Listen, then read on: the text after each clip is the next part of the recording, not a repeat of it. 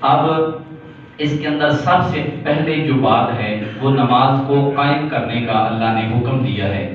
ایک ہوتا ہے نماز کا پڑھنا، ایک ہوتا ہے نماز کا قائم کرنا۔ پڑھنا جو ہے یہ اور ہے اور نماز کو قائم کرنا یہ اور ہے۔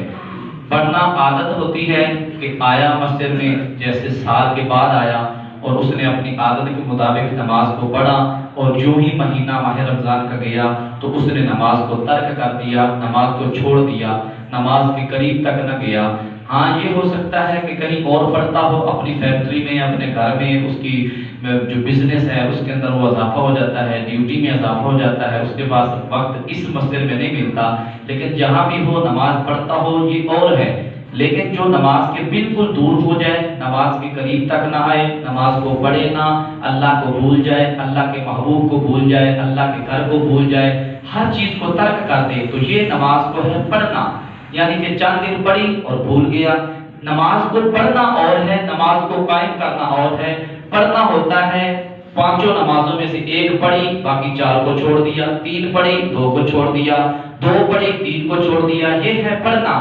نماز کو قائم کرنا یہ ہے کہ اب ہم نے فجر کی نماز پڑھی ہے، مسجد سے باہر نکلیں تو اس انتظار کے اندر ہم لگ جائیں کب ظہر کا نماز کا وقت ہو اور میں مسجد میں جاؤں۔ تو اگر جس بندے کی یہ کیفیت ہو جائے، جس کے اوپر یہ دقت آ جائے کہ فجر پڑھی اور ظہر کے انتظار میں لگ گیا، تو سمجھ لو وہ بندہ نماز کو پڑھ نہیں رہا، وہ نماز کے اوپر قائم ہے۔ وہ نماز کے اوپر کیا ہے؟ وہ نماز کے اوپر قائم ہے۔ اور حضرت امام جزولی علیہ رحمہ بہت بڑے امام گزرے ہیں۔ آپ سے کسی نے سوال کیا کہ نماز ہم پڑھ لیتے ہیں، اس کے بعد قبولیت کی بھی کوئی نشانی ہے؟ کہ میں نے نماز پڑھی ہے، اللہ کے گھر میں آیا ہوں، میں نے وضو بھی کیا ہے، وقت بھی دیا ہے، سردیوں کی ٹھنڈی راتیں ہیں اور میں گرم بسترے سے اٹھا بھی ہوں، میں نے کمبل کو بھی سیٹ پہ کیا، کپڑے بھی پہنے، میں نے ٹھنڈے پانی کے ساتھ وضو بھی کیا، اور پھر چلتا چلتا اللہ کے گھر میں بھی آیا، میں نے رکوع بھی کیے، سجدے بھی کیے، دعائیں بھی کی، تو کیا میری قبول بھی ہوئی ہے کہ نہیں ہوئی؟ یہ امام جزولی سے کسی نے پوچھا کہ بتائیں قبولیت کی بھی کوئی نشانی ہے؟ انہوں نے کہا کہ میں کوئی ضمانت اور گارنٹی تو نہیں دے سکتا کہ قبول ہوئی ہے یا نہیں ہوئی، لیکن ایک نشانی تمہیں دے دیتا ہوں۔ انہوں نے کہا کہ نشانی کیا ہے؟ کہا نشانی یہ ہے کہ اگر تم فجر کی نماز پڑھ لو اور ظہر کے انتظار تک تمہارا دل نہ لگے تو سمجھ لو تمہاری فجر اللہ نے قبول کر دی ہے۔ اور ظہر کی جو بھی نماز پڑھی اور مسجد سے باہر نکلے، اس انتظار میں لگ گیا کہ عصر کا کب وقت ہو اور میں عصر پڑھوں، تو سمجھ لو تمہاری ظہر والی نماز قبول ہو گئی ہے۔ اسی طرح بقیہ نمازوں کے ساتھ بھی یہی معاملہ ہے۔ ہر نماز کے بعد اگلی نماز کا انتظار میں لگ جانا پچھلی نماز کی قبولیت کا یہ مقام ہے۔ پچھلی نماز کی قبولیت کی یہ ایک نشانی ہے۔ اللہ ہم سب کو ہر نماز پڑھنے کے بعد دوسری نماز کا انتظار کرنے کی توفیق دے۔ یہ موقع اور یہ جس کے ساتھ یہ کیفیت ہو جائے، سمجھ لو وہ بندہ اللہ کے بہت زیادہ قریب ہے۔ اللہ نے فرمایا وَأَقِیمُوا الصَّلَاةَ، اور قائم کرو نماز، وَآتُوا، اور دیتے رہو الزَّکَاةَ، زکات۔ زکات کا موضوع ہم بعد میں اس کو چھیڑیں گے، ابھی ہم اپنی بات کی طرف ہی رہتے ہیں۔ آگے اللہ نے کیا فرمایا؟ وَارْکَعُوا، اور رکوع کرو، مع الراکعین، رکوع کرنے والوں کے ساتھ۔ اب اللہ نے فرمایا رکوع کرو رکوع کرنے والوں کے ساتھ۔ اب ہم اللہ سے پوچھتے ہیں کہ مولا تو نے فرمایا ہے رکوع کرو رکوع کرنے والوں کے ساتھ، اب ہمیں کیسے پتا چلے گا کہ رکوع کرنے والے کون لوگ ہیں؟ ایک بات ہے نا، میں کیا پڑھ رہا ہوں؟ یہ قرآن پڑھ رہا ہوں۔ کیا پڑھ رہا ہوں؟ آپ نے بڑی باتوں پہ بولا ہے، کبھی قرآن پہ بھی بولا کریں۔ یہ قرآن پڑھ رہا ہوں اور یہ سچی اور سچے آپ کو موقع دے رہا ہوں، قرآن پہ بولا کریں، اس کا بڑا مزہ ہے۔ اللہ نے فرمایا رکوع کرو کس کے ساتھ؟ رکوع کرنے والوں کے ساتھ۔ صحابہ نے عرض کی یا رسول اللہ، اللہ نے تو فرما دیا رکوع کرو رکوع کرنے والوں کے ساتھ، ہمیں نہیں اس بات کا پتا، انا لا اعلم، ہم نہیں جانتے کہ یہ اللہ نے رکوع کرنے والے کن لوگوں کو کہا ہے۔ تو اللہ کے محبوب نے فرمایا یہ ان لوگوں کی شان ہے، ان لوگوں کی عظمت ہے۔ رکوع کرنے والے لوگ وہ ہیں جن کا ذکر اللہ نے قرآن میں فرمایا۔ اور کون سے لوگ ہیں جن کا ذکر قرآن پاک میں اللہ نے ارشاد فرما دیا؟ اللہ نے فرمایا رکوع کرو رکوع کرنے والوں کے ساتھ۔ اب رکوع کرنے والے کون لوگ ہیں؟ جو با جماعت مسجد میں آ کے نماز پڑھتے ہیں، ان کی شان اللہ نے قرآن مجید میں ارشاد فرمائی ہے۔ جو لوگ مسجد میں آ کے نماز جماعت کے ساتھ پڑھتے ہیں، اللہ نے ان کا ذکر قرآن میں فرمایا ہے، بھئی رکوع کرو رکوع کرنے والوں کے ساتھ۔ بھئی رکوع کرنے والے وہی لوگ ہیں جو جماعت کے ساتھ آ کے نماز پڑھتے ہیں، ادھر امام نے اللہ اکبر کہا تو وہ بھی آگے پیچھے اللہ اکبر کرتے ہیں. یہ ہیں وہ لوگ جن کا رکوع کرنے والوں کے ساتھ اللہ نے قرآن مجید میں ذکر فرمایا ہے. آئیے اس بات کو آگے لے کر کے چلتے ہیں. اللہ نے قرآن مجید میں ارشاد فرمایا, اللہ فرماتا ہے والا ذکر اللہ اکبر, والا ذکر اللہ اکبر. اللہ فرماتا ہے کہ بے شک اللہ تبارک و تعالی کے نزدیک سب سے پیارا اور بلند ذکر کیا ہے؟ وہ نماز ہے. وہ کیا ہے؟ وہ اللہ کا ذکر ہے, وہ نماز کا. حضرت مولا علی کا اللہ وجہہ الکریم سے پوچھا گیا کہ اے علی آپ بتائیے آپ نے کبھی اللہ سے باتیں کی ہیں؟ کہیں ذرا سبحان اللہ. مولا علی آپ نے کبھی رب سے بھی باتیں کی ہیں؟ کہا ہاں میں نے کی ہیں. کہا کب؟ کہا کہ جب میرا جی چاہتا ہے نا کہ میں رب سے باتیں کروں تو پھر کیا کرتا ہوں؟ اللہ اکبر کر کے ہاتھ باندھ کے نماز پڑھتا ہوں. نماز کے اندر میں اللہ سے گفتگو کر رہا ہوتا ہوں, اللہ سے ہم کلام ہو رہا ہوتا ہوں, اللہ سے میں جستجو کر رہا ہوتا ہوں, اللہ کے ساتھ میری ایک لگن ہوتی ہے نماز کے اندر. پھر پوچھنے والے نے کہا کہ آپ تو رب سے باتیں کرتے ہیں, کبھی رب نے بھی آپ سے باتیں کی ہیں؟ آپ تو نماز پڑھتے ہیں, اللہ سے باتیں کرتے ہیں, کبھی رب نے بھی آپ سے باتیں کی ہیں؟ کہا ہاں ہاں میرا رب بھی مجھ سے باتیں کرتا ہے. کہا وہ کیسے؟ کہا کہ جب میرا جی چاہتا ہے کہ میرا رب مجھ سے باتیں کرے تو پھر میں قرآن کو پڑھتا ہوں. پھر میں کیا کرتا ہوں؟ پھر قرآن کو پڑھتا ہوں. قرآن کو پڑھنا رب بندے سے باتیں کرتا ہے.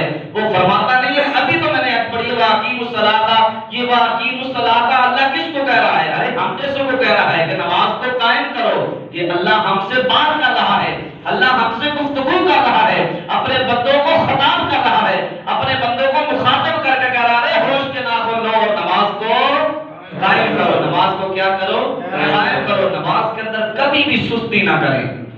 نماز پڑھنے والا آدمی ایسا ہے جیسے اس نے شیطان کی گردن کو توڑ ڈالا ہے, شیطان کی کمر کو توڑ ڈالا ہے. اور میرے مصطفیٰ صلی اللہ علیہ وسلم نے فرمایا تمام اللہ کی جتنی بھی عبادتیں ہیں, بہت ساری اللہ کی عبادتیں ہیں, ان سب سے جو اعلیٰ اور افضل عبادت ہے وہ نماز ہے. جو سب سے اعلیٰ عبادت ہے وہ کیا ہے؟ وہ نماز ہے. نماز انسان کے سارے گناہوں کو دھو ڈالتی ہے. نماز انسان کے سارے گناہوں کو مٹا دیتی ہے. اللہ تبارک و تعالیٰ کے نزدیک سب سے پیارا اور حسین عمل کیا ہے؟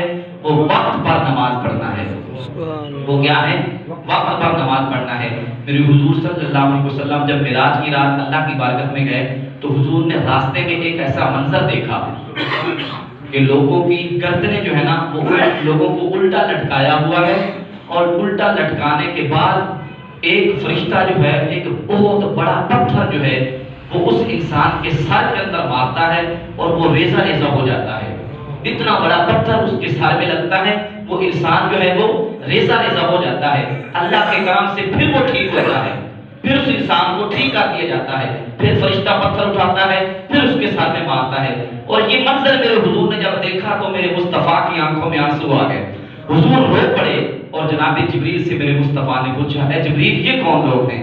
اور حضرت جبریل کیا عرض کرتے ہیں؟ کہتے ہیں اے اللہ کے محبوب آپ کی امت کے یہ وہ لوگ ہیں جو وقت گزرنے کے بعد نماز کو پڑھا کرتے تھے. نماز کا وقت بیت جاتا تھا, نماز کا وقت گزر جاتا تھا, نماز کا ٹائم نکل جاتا تھا تو یہ بعد میں نماز پڑھتے تھے. اپنے ایمان سے بتائیں میں اور آپ کس دائرے کے اندر کھڑے ہیں؟ یہ ان لوگوں کا مقام ہے, یہ ان لوگوں کی صدا ہے جو نماز وقت گزرنے کے بعد پڑھتے ہیں. تو بتاؤ جو نماز کو بالکل پڑھتے نہیں ہیں ان کے ساتھ کیا ہونے والا ہے؟ جو نماز کے بالکل قریب تک نہیں جاتے میرے جیسے وہ انسانوں کا کیا ہوگا؟ میرے بھائیوں آج ہمیں غور و فکر کی ضرورت ہے. میرے مصطفیٰ کی حدیث ہے, حضور نے فرمایا کہ ایک نماز کو چھوڑ دینے کی سزا 80,000 سال تک جہنم میں رہنا پڑے گا. ایک نماز کو چھوڑنے کی سزا کتنی ہے؟ 80,000 سال تک تجھے جہنم میں رہنا پڑے گا. کس میں اتنی طاقت ہے کہ جہنم کی آگ کو چھو سکے؟ یہ ہمارے گھر کی جو آگ ہوتی ہے چولہے کی آگ, اس کو ہم اس کو جلائیں آگ کو, اس کے اوپر ہم 1 منٹ کے لیے اپنا ہاتھ رکھ سکتے ہیں؟ کسی میں اتنی طاقت ہے, اتنی استطاعت ہے, اتنی ہمت ہے کہ وہ 1 منٹ کے لیے اس کے اوپر ہاتھ رکھے؟ 1 منٹ تو کیا ہم آدھا منٹ بھی نہیں رکھ سکتے, اتنی اس کی تپش ہوتی ہے. تو یہ دنیا کی آگ ہے, جہنم کی آگ اس سے 70 گنا زیادہ بڑھتی ہوئی آگ ہے. اتنی کڑاکے دار آگ ہے اور اس سے بھی 70 گنا زیادہ اس کی تپش ہے، تو بتاؤ وہ جو 70 گنا زیادہ اس کی تپش ہوگی، میرے جیسے اور آپ جیسے انسان اس کو کیسے برداشت کریں گے؟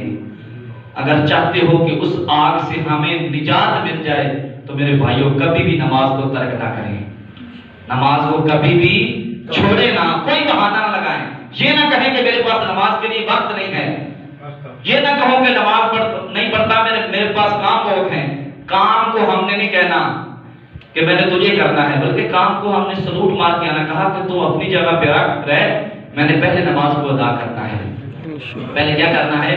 نماز کو ادا کرنا ہے۔ اور یہ اپنی زندگی کا ایک روٹین بنائیں، شیڈول بنائیں کہ آپ نے اگر کام اپنے کرنے ہیں تو ان کاموں میں سے ایک کام یہ بھی رکھیں کہ میں نے نماز پڑھنی ہے، ان کاموں میں ہم یہ بھی اپنا ایک شیڈول بنائیں زندگی کا کہ میں نے اس کے اندر نماز پڑھنی ہے۔ تو پھر دیکھنا مصطفیٰ کیسے راضی ہوتے ہیں۔ میرے حضور نے فرمایا، یہ بہت بڑا فرمان سنانے لگا ہوں، اس کو اپنے دل کی تختی پہ لکھ کے لے کے جائیے گا۔ میرے مصطفیٰ نے فرمایا، نماز مومن اور کافر کے اندر فرق دکھاتی ہے، نماز مومن اور کافر کے اندر فرق بتاتی ہے۔ کیا مطلب؟ کہ جو مومن ہیں وہ کبھی نماز کو چھوڑتے نہیں، جو کافر ہیں وہ کبھی نماز پڑھتے نہیں۔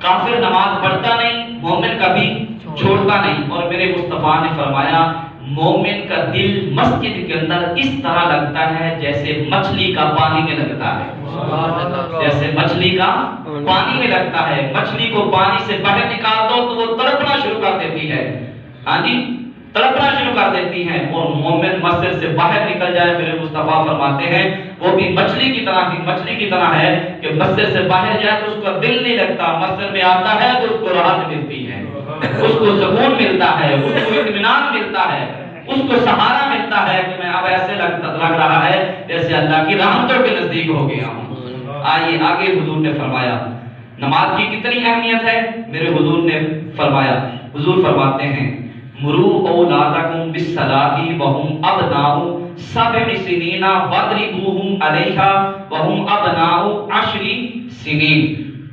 حضور فرماتے ہیں اپنی اولادوں کو نماز کا حکم دو، اپنی اولادوں کو کیا کرو؟ نماز کا حکم دو۔ مجھے پتا ہے یہ موضوع ایسا ہے کہ اس میں سبحان اللہ کی داد نہیں ملتی، مجھے پتا ہے اس موضوع میں سبحان اللہ کی داد نہیں ملتی۔ میں چاہتا ہوں مجھے سبحان اللہ کی داد نہ دے، اپنی روح کو سبحان اللہ کی داد دے، اپنے ضمیر کو سبحان اللہ کی داد دے، اپنے اندر کو جگاؤ، اپنا ضمیر جو ہے اس کو بیدار کرو۔ اور بیدار کیسے ہوگا؟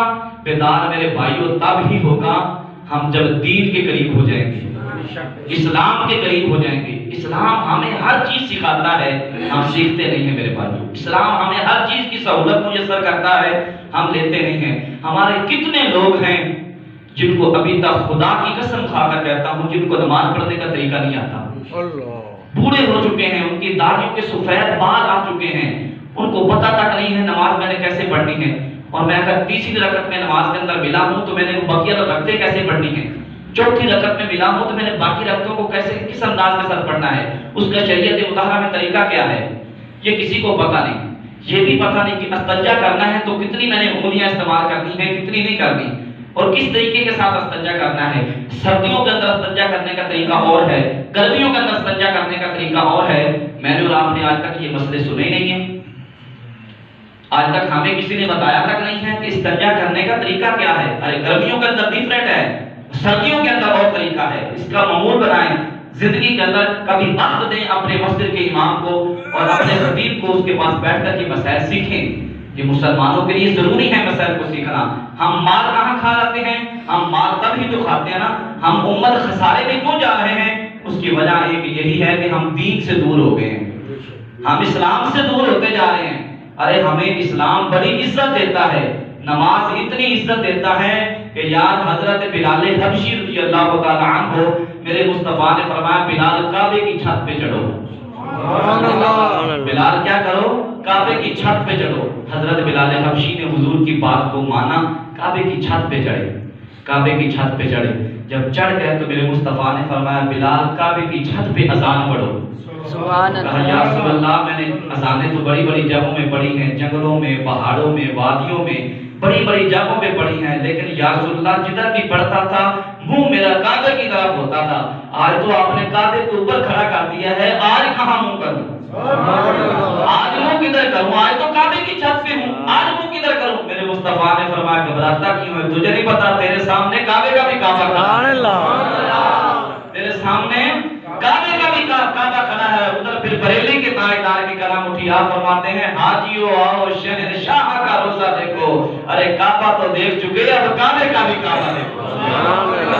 کعبہ تو تم نے دیکھ لیا ہے، اب کعبے کا بھی کعبہ دیکھو۔ اور کعبے کا کعبہ کون ہے؟ وہ میرے مصطفیٰ کا روزہ ہے، وہ میرے مصطفیٰ کا شہر ہے۔ اللہ نے اسی لیے قرآن میں فرمایا لا اقسم بہذا البلد، سورۃ البلد 30ویں پارے میں اللہ کیا فرماتا؟ لا اقسم بہذا البلد، اے محبوب مجھے تیرے شہر کی قسم ہے۔ مجھے کس شہر کی قسم ہے؟ وَأَنْتَ حِلٌّ بِهَذَا الْبَلَدِ، اے محبوب جس شہر میں آپ رہتے ہیں مجھے اس شہر کی قسم ہے۔ آپ اس شہر میں موجود ہیں، مجھے اس لیے آپ کے شہر کی قسم ہے۔ اور اللہ تبارک و تعالیٰ ہمیں اپنے پاس بلانا چاہتا ہے، ہم اس کے قریب جانا نہیں چاہتے۔ اور فرشتے بھی یہ کہتے ہیں اے اللہ تیرا بندہ سب سے زیادہ قریب تیرے پاس کب ہوتا ہے؟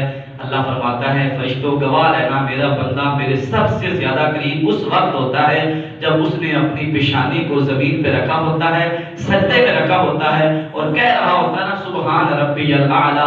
فرشتوں میں اپنے اس بندے کو اپنے بہت ہی زیادہ قریب کر لیتا ہوں، اس وقت اپنے بندے کو بہت زیادہ قریب کر لیتا ہوں۔ آئیے آگے سنیں، حضور نے فرمایا اپنی اولادوں کو کیا کرو؟ نماز کا حکم دو، نماز کا حکم دو۔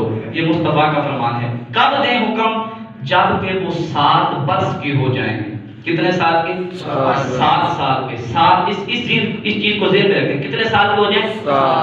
7 سال کا بچہ میرا اور آپ کا ہو جائے تو ایک باپ کی ذمہ داری ہے کہ اپنی اولاد کو نماز پڑھنے کا طریقہ سکھائے۔ 7 سال سے لے کر 10 سال کی عمر تک اس کو نماز پڑھنے کا طریقہ سکھائیں۔ یہ نہیں کہ 4-5 سال کا بچہ ہو تو گھر میں تنگ کرتا ہو تو کہیں جی چلو جی مولوی صاحب کے حوالے ہو جاؤ، ہاں جی اپنے آپ کو سکون دینے کے لیے مسجد پہ چلے جاؤ، مسجد پہ بچہ جا کے شور و غل کرے گا، مولوی صاحب کو بھی تنگ کرے گا، نمازی کو بھی تنگ کرے گا۔ ارے سب سے پہلے اس کو نمازی تو بنائیں نا، کیونکہ مسجد میں صرف نمازی آتے ہیں، نمازی آتے ہیں، غازی نہیں آتے، کیونکہ بچے یہاں آ کے غازی بن جاتے ہیں۔ بچے ادھر آ کے کیا بن جاتے ہیں؟ غازی۔ تو غازی کیا کرتا ہے؟ جنگ کرتا ہے۔ کیا کرتا ہے؟ جنگ کرتا ہے۔ تو بچے ادھر آ کے ماشاءاللہ وہی کر رہے ہوتے ہیں، جنگ کر رہے ہوتے ہیں، پتہ نہیں اپنے آپ سے یا دوسروں سے۔ بہرحال اللہ سب کے بچوں کو نیک بنائے۔ سب سے پہلے ہم نے اپنے بچوں کو اسلام کا طریقہ بتانا ہے، اسلام کی پہچان کروانی ہے کہ اسلام کیا ہے، اسلام ہمیں کن چیزوں سے روکتا ہے اور کن چیزوں کے اوپر عمل کرنے کا طریقہ بتاتا ہے۔ اپنی اولادوں کو نماز کا حکم دے جب کہ وہ 7 سال کے ہو جائیں۔ 7 سال سے لے کر 10 سال تک ان کو نماز پڑھنے کا طریقہ ہم نے کیا کرنا ہے؟ سکھانا ہے۔ طریقہ کیا ہے؟ بتانا ہے۔ ابھی ان سے نماز پڑھانی نہیں، پڑھانی نہیں، ان کو کیا کرنا ہے؟ طریقہ سکھانا ہے۔ 10 سال تک چھوٹ ہے، صرف طریقہ بتانا ہے ان کو کہ نماز کیسے پڑھنی ہے، کتنی رکھتے ہیں، ہاتھ کہاں اٹھانے ہیں، کہاں باندھنے ہیں، رکوع کیسے کرنا ہے، سجدہ کیسے کرنا ہے، تشہد میں کیسے بیٹھنا ہے، سجود کیسے کرنے ہیں اور سلام کیسے پھیرنا ہے۔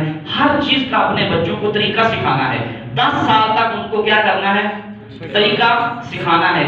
ارے 10 سال کے جب ہو جائیں تو اس کے بعد اگر وہ بچے نماز نہ پڑھیں تو پھر والد کو چاہیے ان کو مار کر نماز پڑھائیں۔ کیا کریں؟ مار کے ان کو پر سختی کریں، ان کو مار کے نماز پڑھائیں۔ آج ہمارا ماحول کیا ہے کہ جس نے نماز کا طریقہ بتانا ہے یا اپنے بچوں کو مارنا ہے، سب سے پہلے تو وہ مار کھانے کے قابل ہوا ہے۔ حق بات ہے کہ نہیں ہے؟ اس بات پہ بھی سبحان اللہ بنتی ہے۔ جس نے مارنا ہے یا سختی کرنی ہے، سب سے پہلے تو وہ مار کھانے کے قابل ہوا ہے۔ سب سے پہلے تو نماز باپ نے پڑھنی ہے۔ جب باپ نماز کے قریب آئے گا تو بیٹا دیکھ کر نمازی بنے گا۔ اور بچے جو ہوتے ہیں نا، اس بات کو ذہن میں رکھیے گا، بچے اتنا سکھانے سے عمل نہیں کرتے جتنا دیکھ کر عمل کرتے ہیں۔ یہ بچوں کی ایک عادت ہے، بچوں کی عادت ہے۔ بچوں کو سکھاتے رہو وہ اتنا نہیں سیکھیں گے، بچوں کے سامنے وہ عمل کرو، بچے اس پہ عمل کریں گے۔ بچے اس میں عمل کریں گے. اکثر یہ ہوتا ہے کہ ایک والدہ اپنے گھر میں نماز پڑھتی ہوتی ہے نا، تو جو بچہ سال 1.5 سال کا ہوتا ہے نا، جو ابھی چلنا شروع ہوتا ہے، تو والدہ نماز پڑھتی ہوتی ہے تو بچہ ساتھ، وہ ماں نے جائے نماز بچھائی ہوتی ہے. آپ کے بھی بچے ہوں گے، بچے کی یہ کیفیت ہوتی ہے، ماں نماز پڑھتی ہوتی ہے تو بچہ ساتھ اس کو دیکھ کر، اس کو پتہ نہیں ہے ماں کر کے آ رہی ہے. اس کو تو سال 1.5 سال کے بچے کو یہ بھی نہیں پتا کہ ماں نماز پڑھ رہی ہے، اس کو نماز کا بھی نہیں پتا ہوتا. لیکن وہ کرتا بچہ کیا ہے، ماں سجدے میں جاتی ہے تو وہ بھی سجدے میں ساتھ رکھ لیتا ہے. سبحان اللہ. چھوٹا بچہ ہے، ماں سجدے میں ساتھ رکھتی ہے، وہ بچہ دیکھ کر رکھ لیتا ہے. واہ بچے، تجھے پتا نہیں ہے ماں کون سا عمل کر رہی ہے، لیکن دیکھ کر بچہ جو ہے نا وہ ویسے ہی کرتا ہے جیسے ماں کرتی ہے. تو وہ جو ننھے ننھے اس کے ہاتھ ہوتے ہیں، جب ماں ایسے کرتی ہے وہ بچہ بھی ایسے کرتا ہے. وہ حسین منظر ہوتا ہے، وہ دیکھنے والا منظر ہوتا ہے. ماں سجدے میں جا رہی ہوتی ہے، بچہ چھوٹا ہوتا ہے، اس کا سجدے کا بھی انداز علیحدہ ہوتا ہے. وہ سجدے کا انداز بھی اس کا علیحدہ ہوتا ہے. حضرت شبلی علیہ رحمہ، اللہ کے نیک بندے گزرے ہیں، حضرت شبلی، تو وہ کیا کرتے تھے، سجدے ویسے نماز کے بعد سجدے کیا کرتے تھے، اکثر سجدے ایسے ویسے کرتے تھے. تو کسی نے کہا کہ آپ نماز پڑھنے کے بعد پھر سجدے پہ سجدہ کرتے ہیں، تو یہ کیا عمل ہے آپ کا؟ تو انہوں نے کہا جی سجدے بار بار اس لیے کرتا ہوں کہ اپنے رب کی بارگاہ کے اندر سر رکھ کر کہتا ہوں، مالک دیکھ لے تیری چوکھٹ پہ سر رکھا ہے، مجھے رسوا نہ کرنا، میری خطاؤں کو معاف کر دے. میں نے تیری چوکھٹ پہ سر رکھا ہے اور میں نے اپنے ضمیر کو مار کے سر رکھا ہے، مجھے خالی نہ لوٹانا، میرے گناہوں کو معاف کر دے. حضور نے کیا فرمایا، 10 سال کے ہو جائیں تو ان کو کیا کریں، مار کے نماز پڑھائیں. نماز کی اہمیت کے پیش نظر حضور صلی اللہ علیہ وسلم نے بچوں کی بھی اتنی تاکید فرمائی کہ بچوں کو بھی سختی کے ساتھ نماز پڑھائیں. تو بتائیں جب بچوں کے اوپر اتنی سختی ہے تو بڑوں کے ساتھ کیا معاملہ ہوگا. میرے مصطفیٰ کا فرمان سنیں. حضور صلی اللہ علیہ وسلم نے فرمایا، جو لوگ مسجد کے اندر جماعت کے ساتھ نماز نہیں پڑھتے، میرے مصطفیٰ نے فرمایا مجھ محمد کا یہ جی چاہتا ہے کہ ان کے گھروں میں جا کے آگ لگا دوں.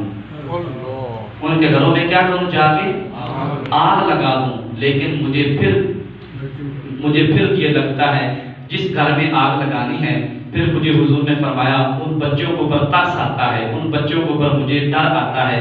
جو بچے ننھے منھے بچے اس گھر میں ہوتے ہیں، ان کا کیا قصور ہے، ان بچوں کا کیا قصور ہے. میرے مصطفیٰ نے فرمایا ان گھروں کو آگ لگا دوں جو لوگ مسجد میں آ کے نماز نہیں پڑھتے، سستی کرتے ہیں جماعت کے اندر. میرے مصطفیٰ نے اسی لیے تو فرمایا کہ مرد جو ہیں ان کے لیے ضروری ہے کہ وہ مسجد میں آ کے جماعت کے ساتھ نماز پڑھیں. ضروری ہے کہ وہ مسجد میں آ کے نماز پڑھیں. یہ سستی نہیں کرنی ہم نے. ہم کہتے ہیں کہ بس نماز ہی پڑھنی ہے، چاہے گھر میں پڑھ لیں یا مسجد میں پڑھ لیں. ایسا نہیں ہے بھائی، گھر میں پڑھو گے تو ایک نماز کا ایک کا ہی ثواب ہے، یہاں 27 نمازوں کا علیحدہ سے بھی ثواب ہے، 27 نمازوں کا علیحدہ سے ثواب ہے. تو یہ کتنی اہمیت ہے نماز کی. میرے مصطفیٰ صلی اللہ علیہ وسلم کا آخری فرمان سنیں. حضور صلی اللہ علیہ وسلم کا ارشاد فرمایا، حضور نے فرمایا جس نے نماز کی حفاظت کی، اسے فرائض اور واجبات اور مستحبات کو اور وقت کے اوپر نماز کو پڑھا. تو میرے حضور صلی اللہ علیہ وسلم نے فرمایا جس نماز کو اس نے وقت کے اوپر پڑھا ہوگا، اس نے طریقے کے ساتھ پڑھا ہوگا، نماز کے واجبات کو، فرائض کو، مستحبات کو، تمام چیزوں کو سمجھ کر نماز کو پڑھا ہوگا، وہ نماز اس انسان کے لیے قیامت والے دن نور بن کے آئے گی. قیامت والے دن نور بن کے آئے گی. اور سب سے پہلے جس چیز کا حشر کے اندر سوال ہونا ہے وہ کس چیز کا، وہ نماز کا ہونا ہے. نماز کے اندر اگر بندہ پاس ہو گیا تو باقی عملوں میں بھی پاس ہو جائے گا. تو نماز کو ایک حقیر سی چیز نہ جانے، نماز کو ایک چھوٹا سا عمل نہ جانے. یہ نماز وہ نماز ہے کہ جو میرے مصطفیٰ نے زندگی میں کبھی بھی نہیں چھوڑی. اور اگر آپ کہیں تو مجھے یہاں پہ ایک اور فرمان یاد آ گیا، وہ سنا دوں آپ کو. سبحان اللہ. آپ تھکے تو نہیں ہیں؟ سبحان اللہ. ویسے سنانے والا ابھی تک نہیں تھکا. آپ کو آپ کہہ دیں سبحان اللہ. آپ کو سلامت رکھے، آپ کو صحت والی، عافیت والی، لمبی زندگی عطا فرمائے. میرے حضور صلی اللہ علیہ وسلم مسجد نبوی کے اندر تشریف فرما ہے. ایک عورت آئی مصطفیٰ کی بارگاہ میں. سبحان اللہ. حضور کی بارگاہ میں آئی، آ کے عرض کرتی ہیں اللہ کے رسول، اللہ کی بارگاہ میں دعا کریں اللہ میری بخشش فرما دے، اللہ میری خطاؤں کو معاف فرما دے. میں نے ایک ایسا گناہ کر لیا ہے کہ جس کی وجہ سے اللہ نے مجھے معاف نہیں کرنا. حضور نے فرمایا تو نے کون سا گناہ کیا ہے؟ کہتی یا رسول اللہ مجھے بتاتے ہوئے بھی شرم آتی ہے. میں بتاؤں تو کیسے بتاؤں، میں بتاؤں تو کیسے بتاؤں. مجھ سے ایک اتنا بہت بڑا گناہ ہو گیا ہے، ایک بہت بڑا گناہ ہو گیا ہے کہ جو اللہ کی ناراضگی کا سبب ہے. اور یا رسول اللہ آپ سنیں گے تو آپ بھی مجھ سے ہو جائیں گے، میں بتا نہیں سکتی۔ حضور نے فرمایا نہیں، بتا تو صحیح تو نے کیا گناہ کیا ہے؟ کہنے لگے یا رسول اللہ مجھ سے زنا ہو گیا ہے، مجھ سے کیا ہو گیا ہے؟ زنا ہو گیا ہے۔ میرے مصطفیٰ صلی اللہ علیہ وسلم کی آنکھوں میں آنسو آ گئے۔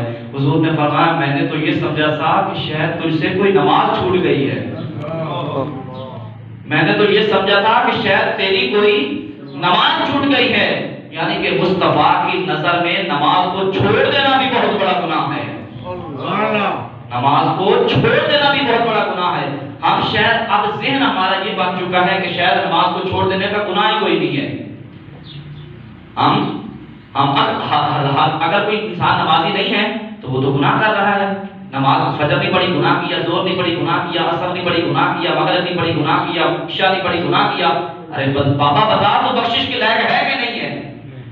تو اللہ کی بارگاہ میں کیسے ہاتھ اٹھاتا ہے اور کہتا ہے مولا مجھے معاف کر دے؟ ارے یہ تو بتا تو نے رب کے دیوں میں اسلام کے اوپر کتنا عمل کیا ہے۔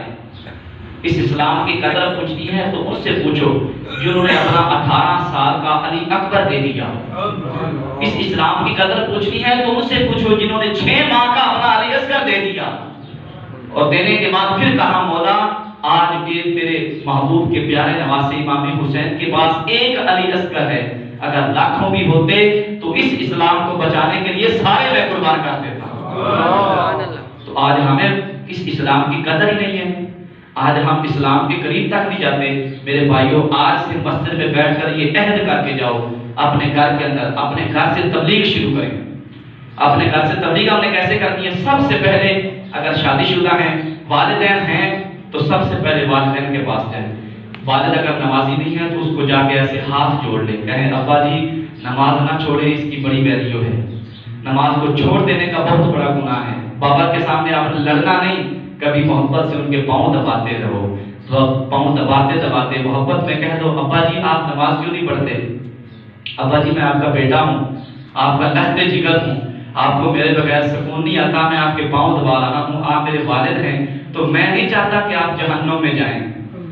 یہ کہنا اپنے بابا کو بابا میں آپ کا بیٹا ہوں اور میرے سے یہ برداشت نہیں ہوگا کہ میرا بابا جہنم میں جائے، تو اے بابا آپ نماز کو آج سے شروع کر دیں۔ والدہ ہیں، والدہ نہیں پڑھتی تو اس سے بھی کہیں کہ ماں تیرے قدموں کے نیچے تو اللہ نے میرے لیے جنت رکھی ہوئی ہے، ماں رات کو سو رہی ہو تو اس کے قدموں کو جا کر چومے، بوسہ دے، تلیوں کو چومے، چومنے کے بعد کہہ دے ماں اگر نماز نہیں پڑھتی تو کہیں ماں تو نماز نہیں پڑھتی، میں تیرا بیٹا ہوں، تیرا تو میرے بغیر دل نہیں لگتا، میں کام سے جب تک گھر نہ آ جاؤں تو سوتی نہیں ہے، ماں تو نے میری خاطر کتنی قربانیاں دی ہیں، میں چھوٹا تھا تو اگر پیشاب بیچ میں کر دیتا تھا تو گیلی جگہ کے اوپر تو خود سو جاتی تھی اور مجھے تو خشک جگہ کے اوپر سلاتی تھی، ماں تو نے مجھ سے بڑی محبت کی ہے، آج بیٹا ہوں تیرا وہی کہہ رہا ہوں، ماں میں نماز پڑھتا ہوں تو بھی کبھی نماز کو نہ چھوڑ۔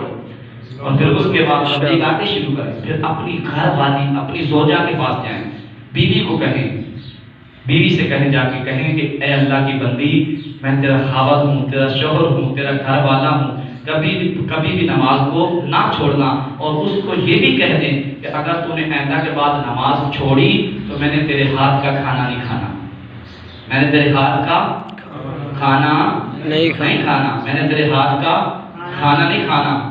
تو اگر آپ اس کو اتنا کہہ دیں تو میرا خیال ہے کہ وہ مان جائے گی، میرا خیال ہے وہ مان جائیں گی۔ اللہ سب کے رشتوں میں محبت میں اضافہ کرے اور سب رشتوں کو مضبوطی کے ساتھ نبھانے کی توفیق دے، اور ہم سب کو سب سے پہلے اپنے گھر سے اللہ ہم سب کو تبلیغ شروع کرنے کی توفیق دے، اور پھر نمازی بنے بھی صحیح، نمازی بنائیں بھی صحیح۔ اللہ آپ کو مجھ کو عمل کی توفیق دے۔ وآخر دعوانا ان الحمدللہ رب العالمین۔ اس بات کو اپنے ذہن نشین کر لیں، ہمارا موضوع نماز